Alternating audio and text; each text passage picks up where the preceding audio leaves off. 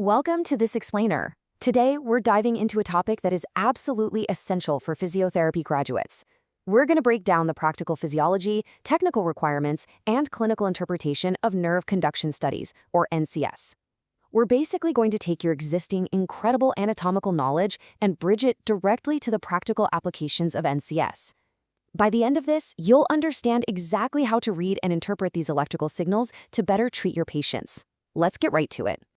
Here is our roadmap for today. First, core principles, then types of studies, followed by deconstructing waveforms, technical requirements, pathophysiologic patterns, and we'll wrap up with proximal and clinical application.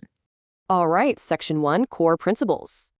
To figure out exactly what we're measuring in the peripheral nervous system, we have to remember that nerve conduction studies are just one part of the broader electrodiagnostic assessment, and there's a really vital limitation to keep in mind here. You see, NCS only assesses the fastest, largest, and heavily myelinated nerve fibers. It doesn't measure the entire nerve spectrum, like your small, unmyelinated pain fibers. No, it's essentially just testing the superhighways of the peripheral nervous system. So you're probably asking, why does this matter clinically to you as a physiotherapist? Well, because these studies are literally your ultimate tool to objectively localize the source of a patient's weakness or sensory loss. Whether you're trying to pinpoint an entrapment mononeuropathy, like carpal tunnel syndrome, or map out a generalized polyneuropathy, or even figure out if the weakness is coming from the muscle itself or the motor neuron, NCS gives you the hard objective data to solve that puzzle. Moving on to Section 2, Types of Studies. There are three primary flavors of nerve conduction studies you're going to encounter in a clinical report. First up, motor studies. These record a compound muscle action potential, or CMAP. They actually use a magnification effect to measure the muscle's response, which gives us these nice, large, easy-to-read millivolt amplitudes. Second, we have sensory studies, which record a snap. Now, these directly measure the nerve itself, making them highly sensitive, but they're technically challenging. Why? Because we're hunting for tiny, tiny microvolt amplitudes. And finally, mixed studies simultaneously assess both motor and sensory axons within a mixed nerve. Take a look at the specific stimulation and recording setups here along the arm. Notice how the recording electrodes change based on what we're doing. For the motor study at the top, we stimulate the nerve but actually record over the muscle belly. But for the sensory study in the middle, we stimulate the nerve and record directly over the cutaneous sensory nerve on the fingers. It's a highly precise geographic setup depending entirely on what specific fibers we want to isolate. Let's jump into Section 3, Deconstructing Waveforms. Okay, now that we've collected the electrical signals, the absolute most crucial point in deconstructing them is the wiring analogy. You're going to see these two terms on every single report you read. Amplitude tells you how many intact axonal wires exist. So if the amplitude drops, axons are dying or blocked. Conduction velocity, on the flip side, tells you the health of the myelin insulation.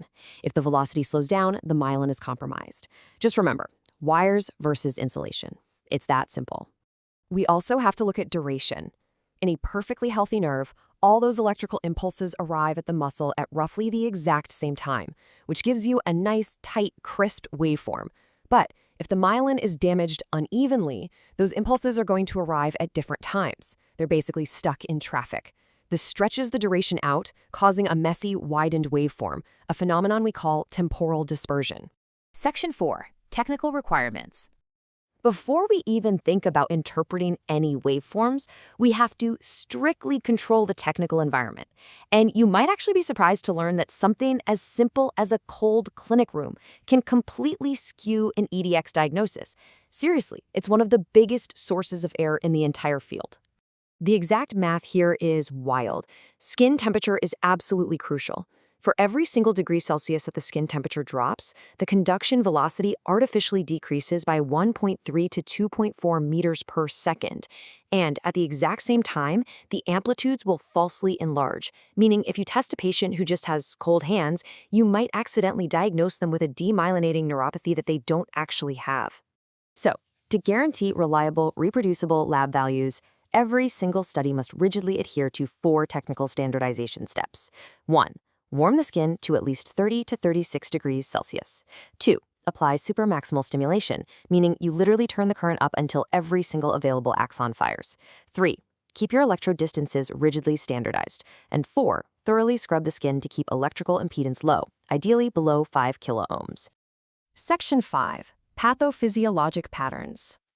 Now that our clean data is secured, let's look at how pathology actually manifests on the screen, because this is the holy grail for your clinical interpretation. If a patient suffers an axon loss injury, let's say a severe crush, their amplitude drops dramatically. But the remaining healthy axons, they still conduct at a relatively normal speed.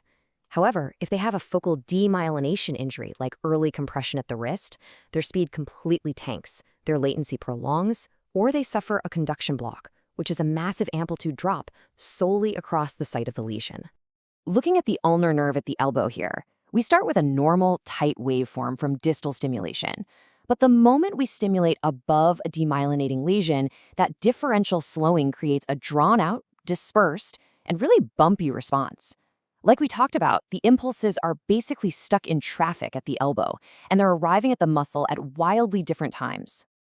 Finally, Section 6, Proximal and Clinical Application. To piece all of this together, we have to talk about how to assess the proximal, hard-to-reach segments of the nervous system. Standard studies are fantastic for the arms and legs, but what about the nerve roots way up near the spine? Well, that's where late responses come in. F waves are motor responses that send a signal all the way up to the spinal cord and back down, assessing the entire length of the nerve.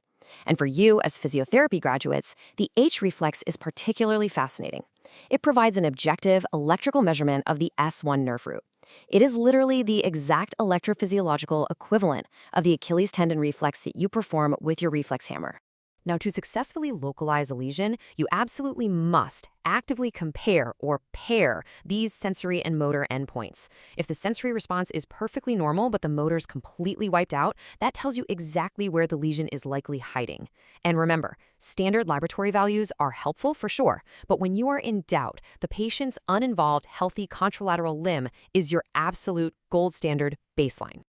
When you finally receive that EDX report, remember, it is only as good as its documentation. To validate the diagnosis, you need to ensure the report includes exact skin temperature measurements, specific stimulation distances, all the waveform variables we just discussed, and clear comparisons against established norms. I mean, if the temperature isn't listed on that page, you frankly have to question the velocity numbers. As the literature brilliantly reminds us, performing NCS might look incredibly easy. You watch a skilled practitioner simply pressing a stimulator to the skin, and it seems like nothing.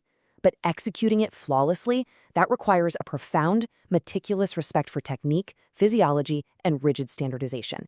So, now that you understand the physiological building blocks of these waveforms, how the axons act as the wires and the myelin as the insulation, how will this electrodiagnostic perspective change the way you assess peripheral nerve injuries in your clinic? The very next time a patient presents with unexplained weakness, you now have the conceptual tools to look right past the skin and truly visualize the electrical superhighways failing beneath. Keep that in mind, and until next time, keep exploring.